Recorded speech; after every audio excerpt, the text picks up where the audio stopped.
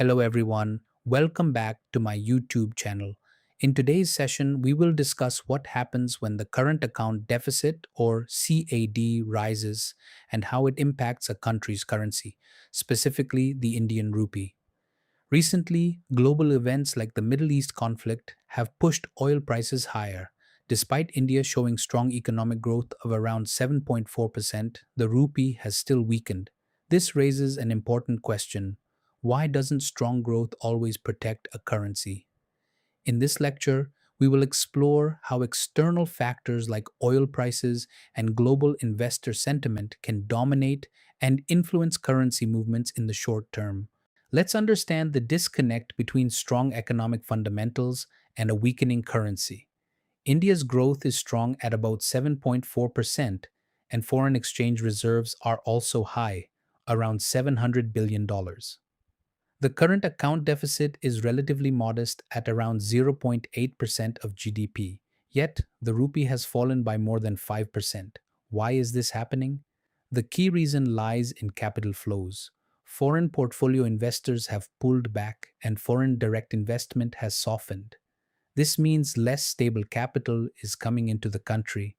As a result, the currency becomes more sensitive to global risks, especially rising oil prices and investors shifting money to safer economies. So, even strong fundamentals may not protect the currency in the short run. Now, let's look at rupee valuation using purchasing power parity or PPP. PPP suggests that the rupee is about 18% undervalued compared to its fair value before recent shocks. However, the key issue is the speed of adjustment. Unlike countries like Brazil or Indonesia, India adjusts very slowly. For example, in 1 year, only about 13% of the gap closes. In 3 years, around 25%. Even after 5 years, only 44% adjusts. This means corrections are slow and uneven. When global risk increases, adjustments can happen suddenly, but the recovery path is long and unstable. This explains why currency movements often feel abrupt and unpredictable. Let's now understand how oil prices affect the currency step by step. First, there is a rise in global oil prices. This increases the import bill because India imports a large amount of oil. As a result, the trade deficit widens, putting pressure on the current account deficit. This leads to depreciation of the rupee. Although services, exports, and remittances provide some cushion, they are not enough to fully offset the impact. In terms of numbers, a 10% increase in oil prices can worsen the current account balance by about 0.8% of GDP. A 20% increase can double this impact, so oil prices play a critical role in determining currency stability. Finally, let's discuss how a country can build long term currency resilience.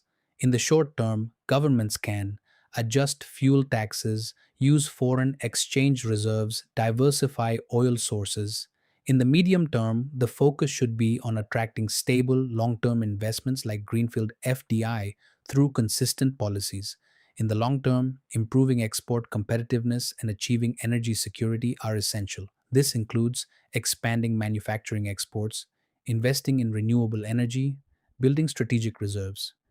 The key takeaway is this: energy security and quality of capital flows are central to maintaining currency stability, not just economic growth alone.